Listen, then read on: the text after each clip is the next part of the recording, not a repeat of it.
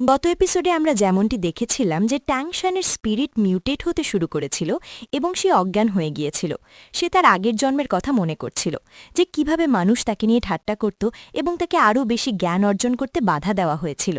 এখন ট্যাংশান যে কোনোভাবে লাইব্রেরির ভেতর গিয়ে জ্ঞান অর্জন করার চেষ্টা করে। ভেতরে ভেতরে সে ট্যাংশানকে অনেক ভালোবাসত। সে সেই লাইব্রেরির লক ভেঙে ভেতরে যায় এবং সেখান থেকে ট্যাংশানের সিক্রেট টেকনিক চুরি করতে চায়।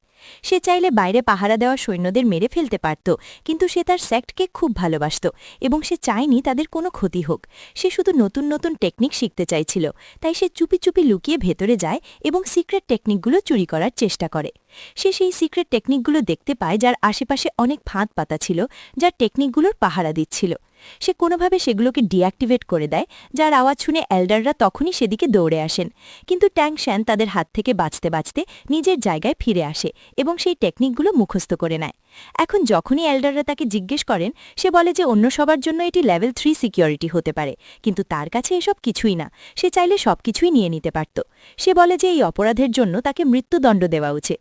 সে বলে, আমি ছোটবেলায় এই সেক্টে এসেছিলাম এবং এখানেই বড় হয়েছি। আমার মনে হয় সেই সময় চলে এসেছে যখন আমাকে মরতে হবে। এখন যখন সে সুইসাইড করতে যায়, তখন এল্ডাররা তাকে আটকায় এবং তাকে ট্যাংশানের সত্যতা জানায়।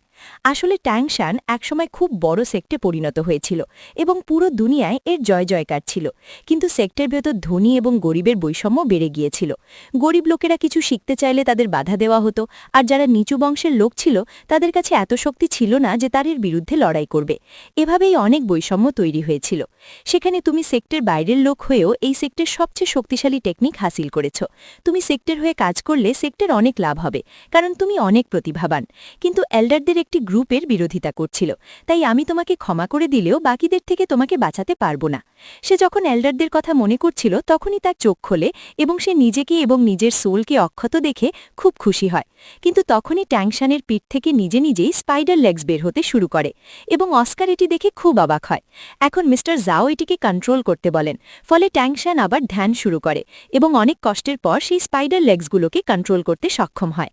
তারা কথা বলছিল, ঠিক তখনই সেখানে অনেক ছোট ছোট মাকড়সা চলে আসে এবং এগুলো সব সেই মাকড়সাটির বাচ্চা ছিল যাকে ট্যাংশান কিছুক্ষণ আগে মেরেছে। এগুলো এখনও ছোট ছিল এবং এরা কারো ক্ষতি করতে পারত না। নিং রং রং এবং বাকি সবাই এগুলো দেখে খুব খুশি হয়, কারণ তারা এর আগে কখনো এমন কিছু দেখেনি। নিং রং রঙের এটি খুব পছন্দ হয়, যে কারণে সে একটি মাকড়সা নিজের সাথে নিয়ে যেতে চায়। ট্যাংশান বলে যে এগুলো এখন নিরীহ মনে হলেও বড় হলে এরা অনেক বিষাক্ত হয়ে উঠবে, তাই এগুলো নিজের সাথে না নেওয়াই ভালো। মিস্টার জাও অস্কারকে সবার জন্য একটি করে ফ্লাইং সসেজ বানাতে বলেন। এরপর সবাই ফ্লাইং সসেজ নিয়ে স্কুলের দিকে রওনা দেয়। কিছুক্ষণের মধ্যেই সবাই স্কুলে ফিরে আসে। তারা যখন তাদের ট্রিপের কথা আলোচনা করছিল, তখন প্রিন্সিপাল গ্র্যান্ডমাস্টারের সাথে কথা বলছিল। গ্র্যান্ডমাস্টার জানায় সে স্কুল ছেড়ে দিবে। প্রিন্সিপাল গ্র্যান্ডমাস্টারকে ট্যাংশানের ব্যাপারে বলতে তিনি বুঝতে পারেন যে ট্যাংশান এখন আরও বেশি শক্তিশালী হতে চলেছে। অন্যদিকে এক শক্তিশালী যোদ্ধা জানোয়ার শিকার করার জন্য জঙ্গলে যাচ্ছিল। তার নিজের ওপর পুরো বিশ্বাস ছিল যে সে সেই জায়েন্ট এপকে মেরে ফেলবে। সেই জায়েন্ট এপ জঙ্গলের ভেতর জল পান করছিল এবং যোদ্ধাটি তাকে যুদ্ধের জন্য আহ্বান করে। কিন্তু তখনই সেই জলাশয়ের ভেতর থেকে এক বিশাল পাইথন বের হয়ে আসে। সেই বুল পাইথন মানুষের গলার স্বরে কথা বলতে পারে এবং সেই যোদ্ধাটিকে সেখান থেকে চলে যেতে বলে। সেই যোদ্ধাটি তখন কিছু না ভেবেই নিজের প্রাণ বাঁচানোর জন্য সেখান থেকে পালিয়ে আসে। তাদেরকে আসলে বুল পাইথনের লেজেন্ডের কথা বলা হচ্ছিল। এরপর তারা অস্কারের ব্যাপারে কথা বলে। সে খুব ট্যালেন্টেড। আসলে স্কুলের ভেতরে সবাই খুব ট্যালেন্টেড এবং এটাই তাদের স্পেশালিটি। প্রিন্সিপাল গ্র্যান্ডমাস্টার নিজে এই স্কুলের দায়িত্ব নিয়েছেন। তিনি সব বাচ্চাদের ডেকে তাদের গ্র্যান্ডমাস্টারের সাথে পরিচয় করিয়ে দেন। গ্র্যান্ডমাস্টারের সাথে তারা যখন কথা বলছিল, ঠিক তখনই হঠাৎ মোটুর স্পিরিট আনকন্ট্রোলড হয়ে যায় এবং তার উপর বিষ কাজ করতে শুরু করে, যার ফলে সে কাঁপতে থাকে। ট্যাংশান তখনই তার কাছে যায় এবং তাকে গভীর শ্বাস নিতে বলে। সে বলে যে তুমি ধ্যান করো, এটি তোমার নিজের শক্তি, আর তারপর তুমি এই বিষকে নিজের বডির ভেতর ফেরত নাও। মোটু ঠিক তাই করে এবং নিজের বডিকে নিয়ন্ত্রণে নিয়ে আসে। সে সঙ্গে সঙ্গে মোটু অস্কারের রুমে শুইয়ে দেয় এবং গ্র্যান্ডমাস্টার ও ট্যাংশান সেখানে থেকে যায়। গ্র্যান্ডমাস্টার ট্যাংশানকে মোটুর শরীর থেকে বিষ বের করে নিতে বলেন। ট্যাংশান খুব ভয় পায়, কারণ এর মাঝে মোটুর প্রাণ যাওয়ারও ভয় ছিল। কিন্তু যদি সে বিষ বের না করে, তবে মোটুর বাঁচার কোনো সুযোগই নেই। তাই সে গ্র্যান্ডমাস্টারের কথা মেনে মোটুর শরীর থেকে বিষ বের করে নিতে থাকে এবং কিছুক্ষণের মধ্যে মোটু ঠিক হয়ে যায়। এরপর তাংশান বাইরে আসে এবং সবাইকে মোটর কন্ডিশন জানায় যে হয়তো সে এখনও এই তার স্পিরিট রিং সামলাতে পারছে না। এরপর তাংশান গ্র্যান্ড মাস্টারের সাথে দেখা করতে যায়, যেখানে গ্র্যান্ড মাস্টার তাকে তার অসাবধানতার জন্য বকাবকি করেন, কারণ সে কিছু না ভেবেচিন্তেই হাজার বছরের পুরনো মাকড়সাকে মেরে ফেলেছে এবং তার স্পিরিট রিং অবজর্ব করেছে। তাংশান সরি বলে এবং প্রমিস করে যে ভবিষ্যতে সে এমন কিছু করবে না। এরপর গ্র্যান্ড মাস্টার তার নতুন স্পিরিট রিংয়ের পাওয়ার দেখাতে বলেন। তাংশান তাকে নিজের ব্লু সিলভার প্ল্যান্ট দেখায়। তার ব্লু সিলভার প্ল্যান্টের রং বেড়ে গিয়েছিল এবং তার কোয়ালিটি এমন হয়ে গিয়েছিল যে এখন তা আরও গাঢ় হয়েছে। এটি এত শক্তিশালী ছিল যে যদি কেউ তার ওপর নিজের তলোয়ার দিয়ে আঘাত করে তবে তা সহজেই ডিফেন্স করতে পারবে। তাংশান নিজের বন্ধুদের জন্য কিছু করতে চেয়েছিল এবং সে তার গত জন্মের স্মৃতির সাহায্যে এবং বইতে যা লেখা ছিল তার সাহায্যে নিজের জন্য অনেক অস্ত্র বানাতে চেয়েছিল, যা তাকে ভবিষ্যতে লড়াইয়ে সাহায্য করবে। তাই সে এই শহরে অস্ত্রের বিজনেস করার সিদ্ধান্ত নেয়, কারণ এটি যদি সফল হয় তবে তার কাছে অনেক টাকা থাকবে এবং সে নিজের জন্য আলাদা আলাদা ধরনের অস্ত্র বানাতে পারবে। সে এই শহরের সবচেয়ে বড় অস্ত্রের দোকানে যায়, যেখানে অনেক কামার অস্ত্র বানাচ্ছিল এবং সবাই খুব বড় কারিগর ছিল। এখন তাংশান মালিকের কাছে যায় এবং বলে যে তার কাছে একটি বিজনেস আইডিয়া আছে, কিন্তু এটি জানার জন্য প্রাইভেটলি কথা বলতে হবে। সে তখন দুজনকে ডাকেন, যাদের একজনের নাম আয়রন হ্যামার এবং অন্যজনের নাম আয়রন ওয়াল। তারা দুজনেই সেই মালিকের ছেলে এবং সবচেয়ে দক্ষ কারিগর। তাংশান তাদেরকে বলে যে আমি আপনাদের ডিজাইন দেব এবং আপনাদেরকে ঠিক সেই অনুযায়ী অস্ত্র বানাতে হবে।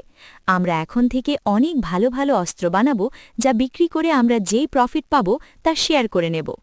তাদের এই প্রস্তাবটি খুব ভালো লাগে, কিন্তু তারা তাংশানের ওপর বিশ্বাস করতে পারছিল না। ওনারা তাংশানের র্যাঙ্ক এবং ফ্যামিলি সম্পর্কে জিজ্ঞেস করেন, যার উত্তরে ওনারা সত্যটা জানতে পারেন। মালিকের দুই ছেলেও সেখানে চলে আসে এবং তারা তাংশান যে এখানে দেখে খুব খুশি হয়। তারা তাদের বাবাকে জানায় যে এই ছেলেটির পার্টনার আমাদের মেরে ফেলতে যাচ্ছিল, কিন্তু এই ছেলেটি আমাদের বাঁচিয়েছিল এবং এ অনেক শক্তিশালী। এটি শুনে ওনার খুব খুশি হন এবং তার সাথে বিজনেস করতে রাজি হয়ে যান। এরপর তাংশান স্কুলে ফিরে আসে, যেখানে জিয়াও উ তাকে দেখে এবং তারা দুজনে একে অপরের সাথে সবসময় থাকার ওয়াদা করে। তারা একে অপরের খুব কাছাকাছি চলে আসে, কিন্তু তখনই সেখানে নিং রং রঙের আওয়াজ আসে এবং তারা দুজনে শ্রেক স্কুলের দিকে যাওয়ার জন্য দৌড়ায়। এরপর তারা সবাই তাংশানের র্যাঙ্ক 30-তে পৌঁছানোর পার্টি করে এবং সবাই খুব মজা করে।